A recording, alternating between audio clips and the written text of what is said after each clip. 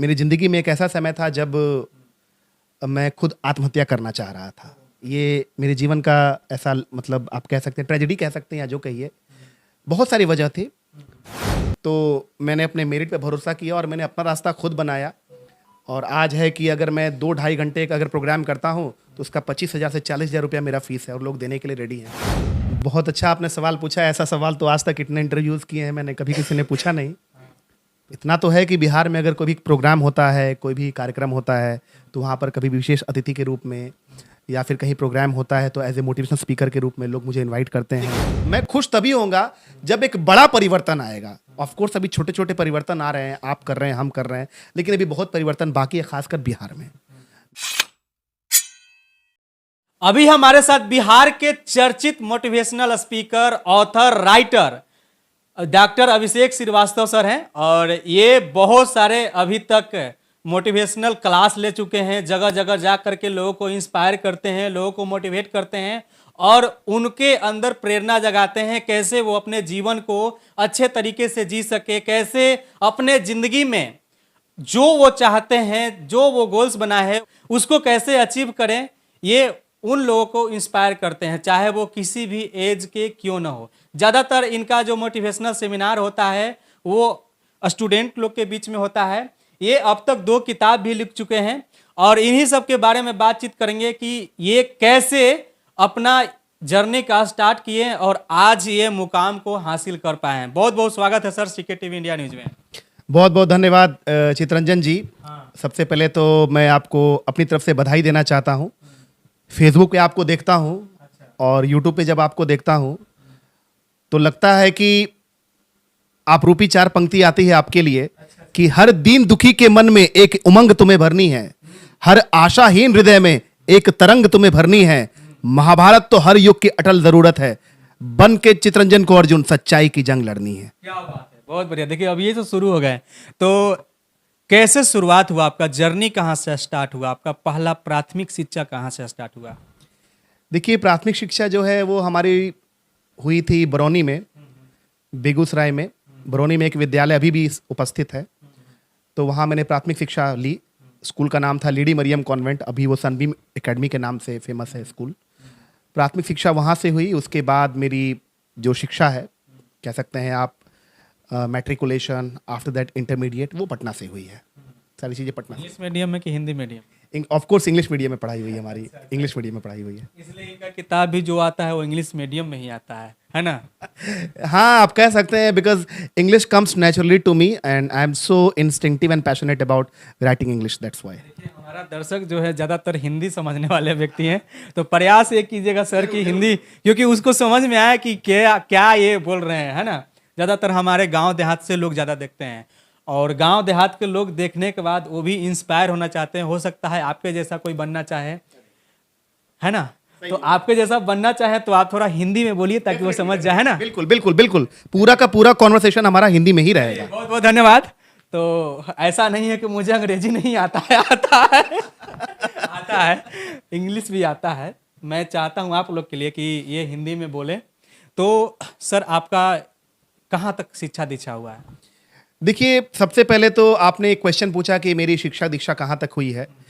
मेरे हिसाब से इसका इम्पोर्टेंस बहुत कम है, क्योंकि मैंने जो सीखा है, जो पढ़ा है और जो पढ़ता हूँ और सीखता हूँ, उसके हिसाब से रियल एजुकेशन का मतलब होता है सोसाइटी में किसी न किसी रूप में इन्फ्लुएंस करना, इम्पैक्ट करना, समाज में परिवर्तन लाना।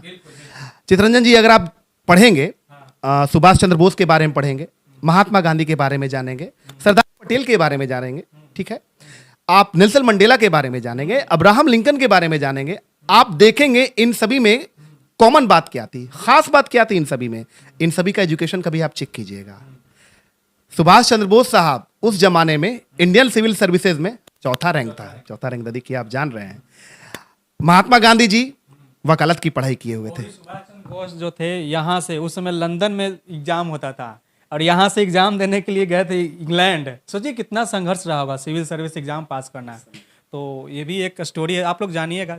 आप नेल्सन मंडेला के बारे में पढ़े, वो एक अटर्नी थे, लॉयर थे, मतलब भगत सिंह 10,000 से अधिक पुस्तकें पढ़े हुए थे। तो ये सभी लोग काफ़ी एजुकेटेड थे।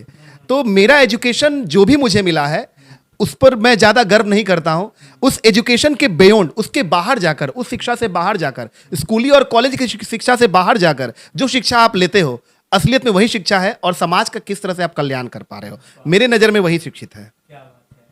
तो अभी आप 2 बुक लिख चुके हैं, दोनों का नाम, एक का नाम है, पहली किताब है, इसका नाम है wisdom of excellence, live by triumph not by tragedy. इसका सामान्य शब्दों में अगर कहूं तो ये एक वैज्ञानिक पद्धति पर आधारित एक प्रेरणात्मक पुस्तक है।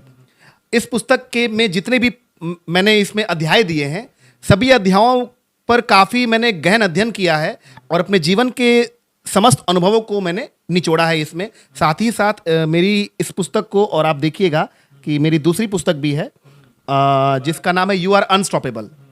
मतलब आपको कोई रोक नहीं सकता है। अगर आप रेगुलर मेहनत करोगे, परिश्रम करोगे सच्चे दिल से, तो आपको कोई रोक नहीं सकता है।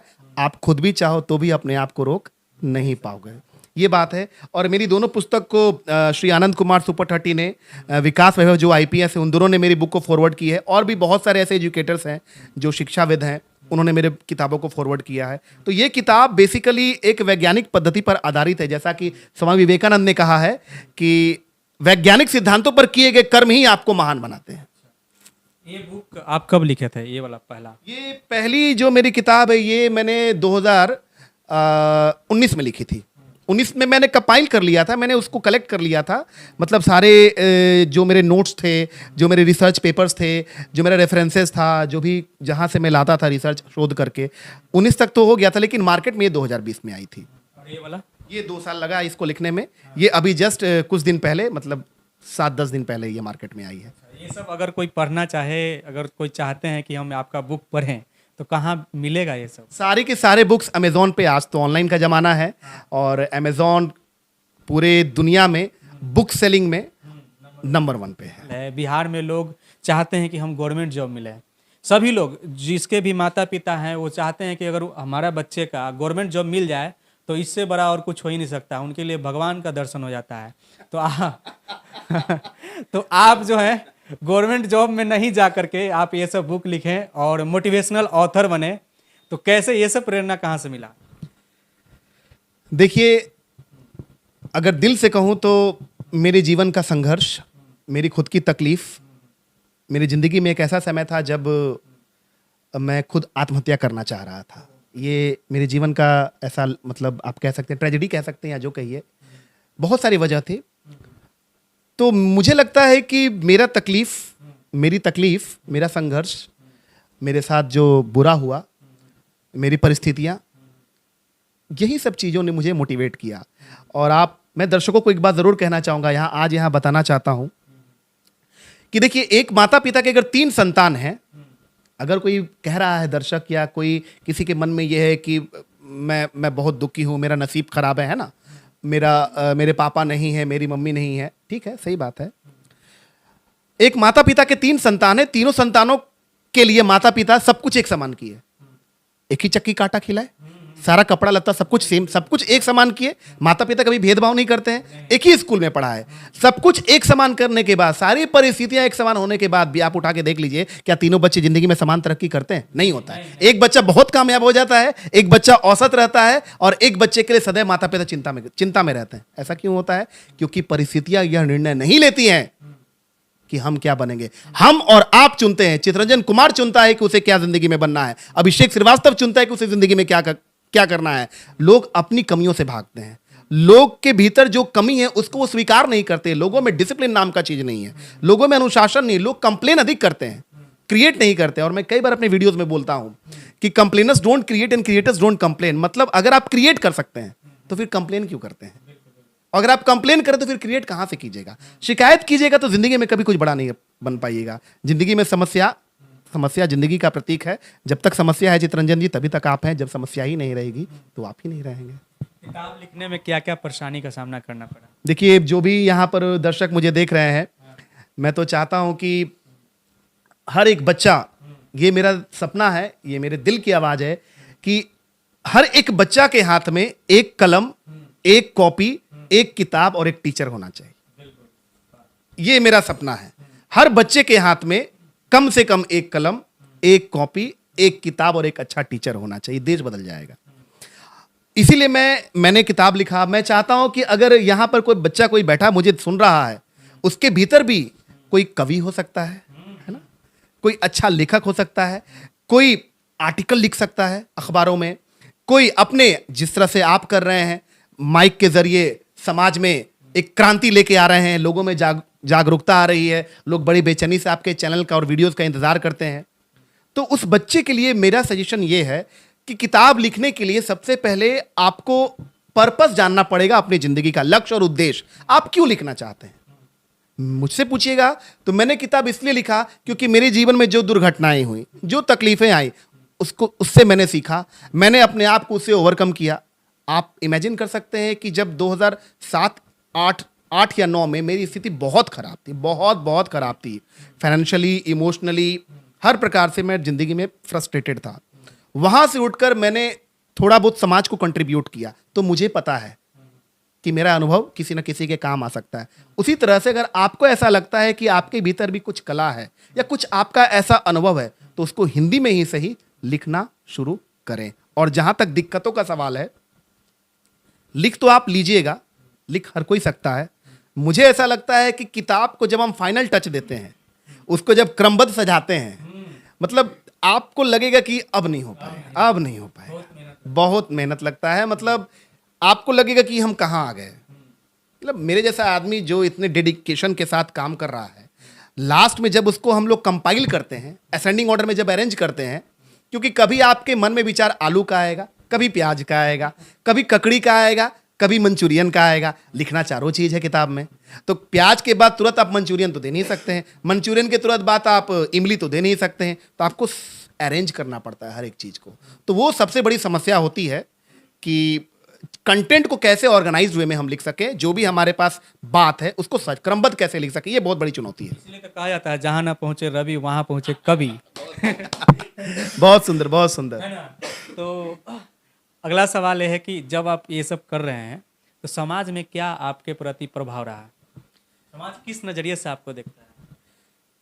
बहुत अच्छा आपने सवाल पूछा। ऐसा सवाल तो आज तक इतने इंटरव्यूज किए हैं मैंने, कभी किसी ने पूछा नहीं, तो बहुत बहुत धन्यवाद। अब ये तो मुझे नहीं पता कि ये तो मेरी ऑडियंस, मेरी जनता, क्योंकि जैसा कि हम लोगों ने बोला है अपने पीछे वाले ब्लॉग में कि भाई सब कुछ डिसीजन होता है वो ऑडियंस करती है। इतना तो है कि बिहार में अगर कोई भी प्रोग्राम होता है, कोई भी कार्यक्रम होता है, तो वहाँ पर कभी विशेष अतिथि के रूप में या फिर कहीं प्रोग्राम होता है तो एज ए मोटिवेशनल स्पीकर के रूप में लोग मुझे इनवाइट करते हैं। और जितने भी नामी गिरामी जो अच्छे बिहार से शिक्षाविद हैं, जैसे डॉक्टर कुमार अरुणोदय हैं, आनंद कुमार सुपरठटी हैं, श्री विकास IPS हैं, या IS रंजीत कुमार सिंह जी, जितने भी ऐसे लोग हैं, उन सभी से मेरा मिलना जुलना, उठना बैठना, उनके साथ इंटरव्यूज़ कवर करना, तो लोग बुलाते हैं, अच्छा लगता है, सम्मान देते हैं, बहुत सारे अवार्ड्स वगैरह भी लोग देते हैं। देखिए इनके बारे में बताया नहीं अभी तक, ये सारे अवार्ड इन्हीं का है, ये सब सारे अवार्ड्स स्पेशल हैं। ऐसा नहीं है कि किसी एक अवार्ड को दूसरे अवार्ड से कंपेयर किया जा सकता है। All the awards and rewards are special, but awards और रिवॉर्ड्स में मैं अपने आप को फंसाना नहीं चाहता हूँ। ये आया है थोड़े टाइम के लिए, मैंने इसको अच्छा फील किया, अब इसको जाने दूंगा, अब आगे की तैयारी करूंगा। क्या कभी ऐसा कभी हुआ है कि लोग आपको बुराई भी कर रहे होते हैं कि ये क्या कर रहे हैं, अगर जॉब करते तो अच्छा रहता, लेकिन ये सब जहाँ तहाँ जा करके भाषण देना, किताब लिखना, इस सब से क्या हो रहा है?